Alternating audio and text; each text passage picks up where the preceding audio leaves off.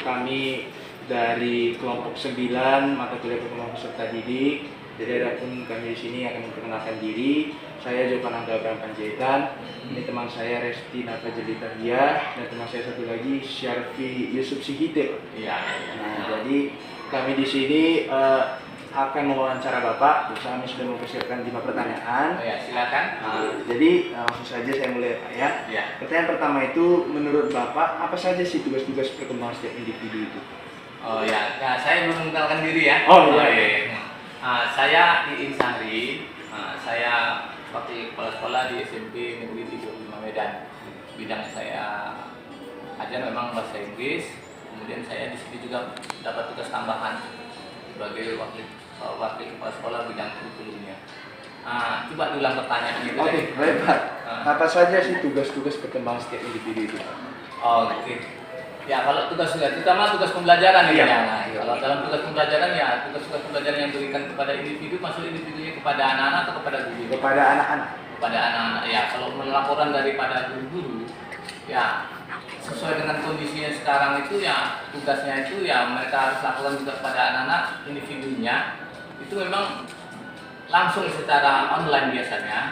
Tetapi di samping itu untuk anak-anak tertentu tetap dilakukan juga secara manualnya, bukan digital saja. Jadi secara tidak langsung tidak ada yang tidak tercover di sini. Jadi perkembangan penugasan tentang tugas-tugas individu anak ini sebenarnya dengan era kondisi sekarang sudah sangat terbantu sebenarnya anak-anak itu. Contohnya ketika dia tidak bisa mengerjakan sesuatunya, dia bisa belajar tidak harus dari gurunya. Apalagi dengan sistem pertemuan belajar yang terbatas, mereka juga banyak waktu di rumah, bisa menanyakan siapa saja di situ.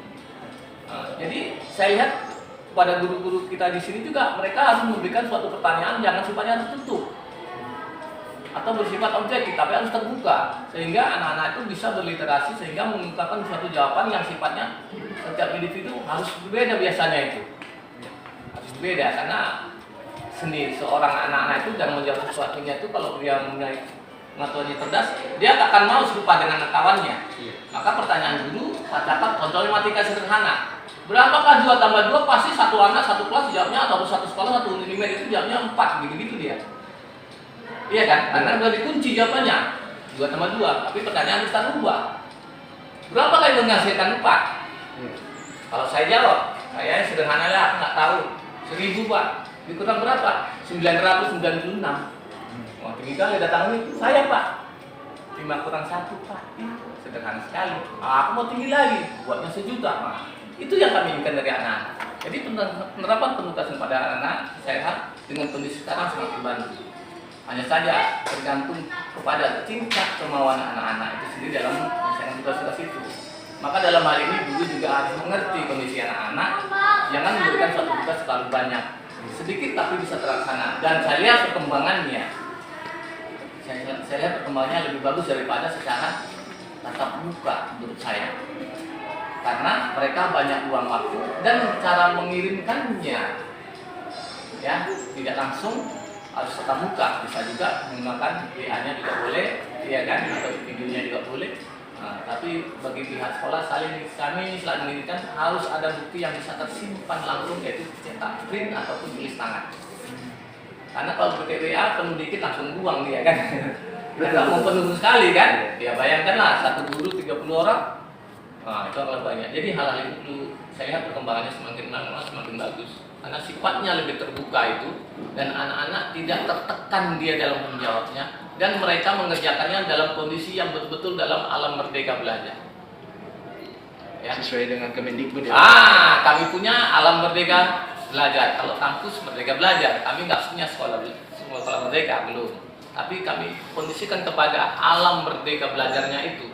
Sehingga anak bisa berpikir sesuka hatinya, mencari jawab sesuka hatinya, dengan kondisi batasan-batasan standar yang diinginkan oleh guru itu melalui tujuan pembelajarannya.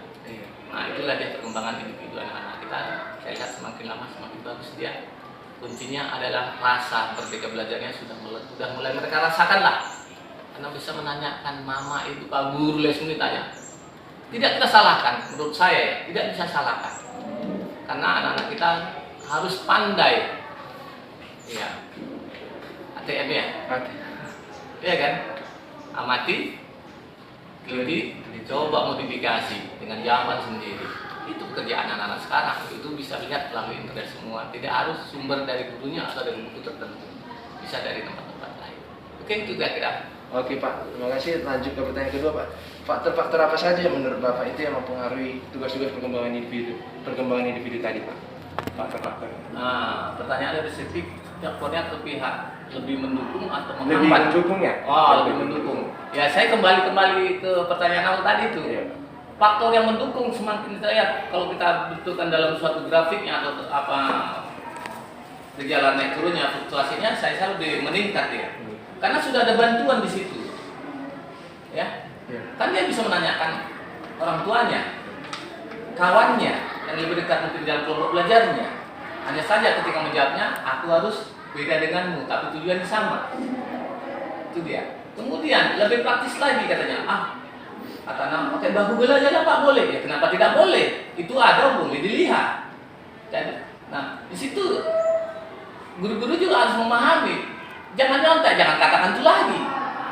Jangan pakai kalkulator. Untuk apa ada kalkulator? Jangan lihat kali-kali untuk apa kali-kali dicetak. Iya.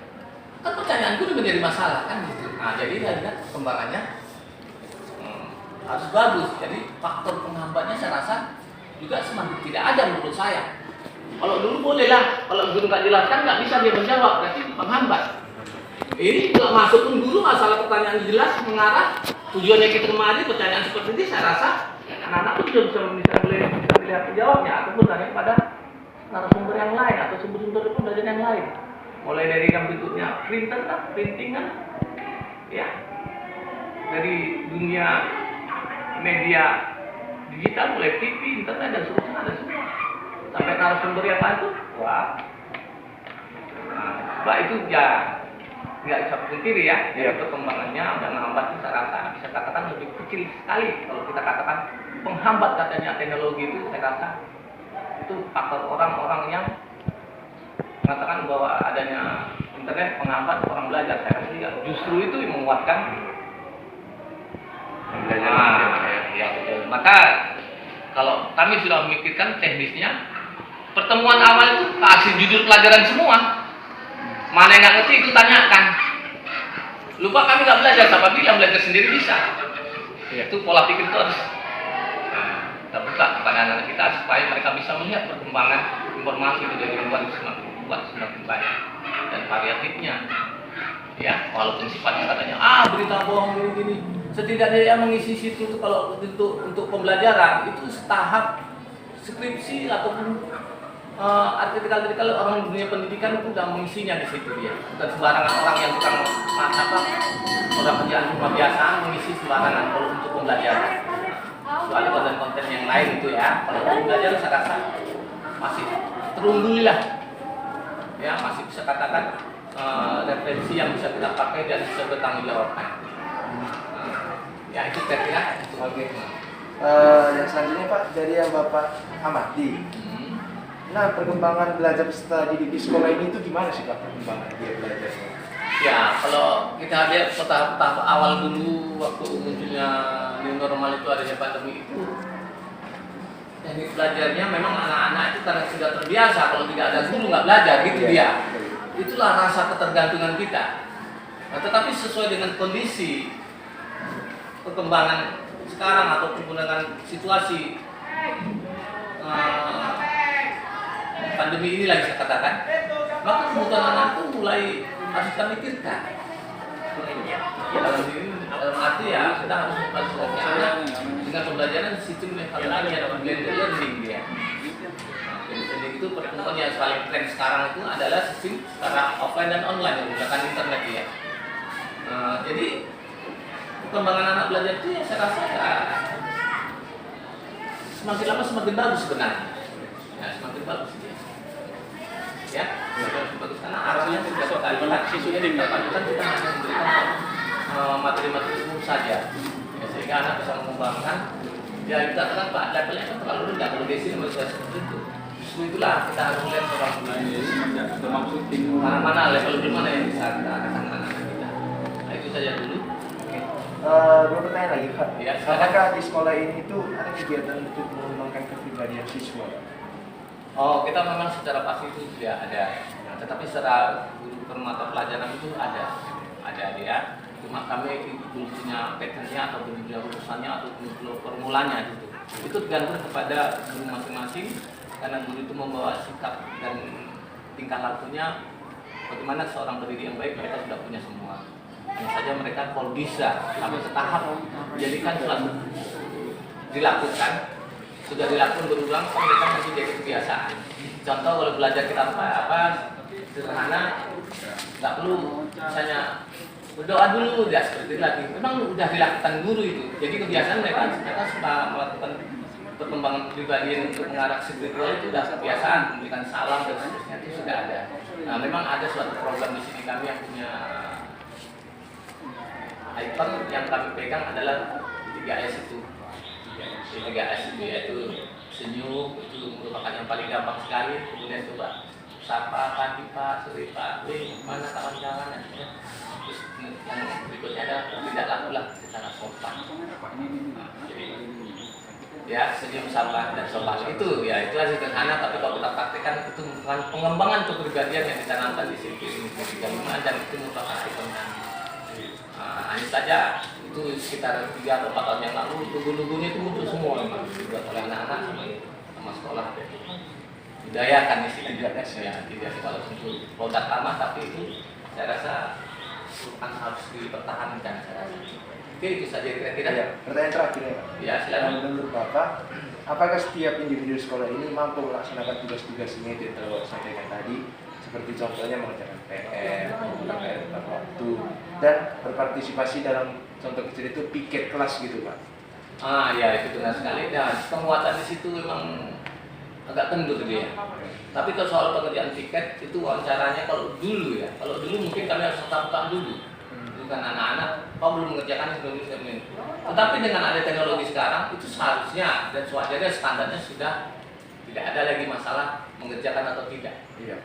Karena kita bisa tanya kapan saja, jangan kan pagi, malam nanti pun bisa mata jam 10 jam 9 bisa tanya PR ini belum siap. Jadi tidak ada hambatan mengatakan PR itu tidak dikerjakan. Kemudian tadi pertanyaan nomor 2 tadi kan sifat pertanyaan itu tidak tertutup sehingga anak tidak setengah mati mencari sesuatu jawabnya harus ini kan begitu. Jadi kunci kekuatan kami di sini adalah memberi peluang itu apa saja tuliskan.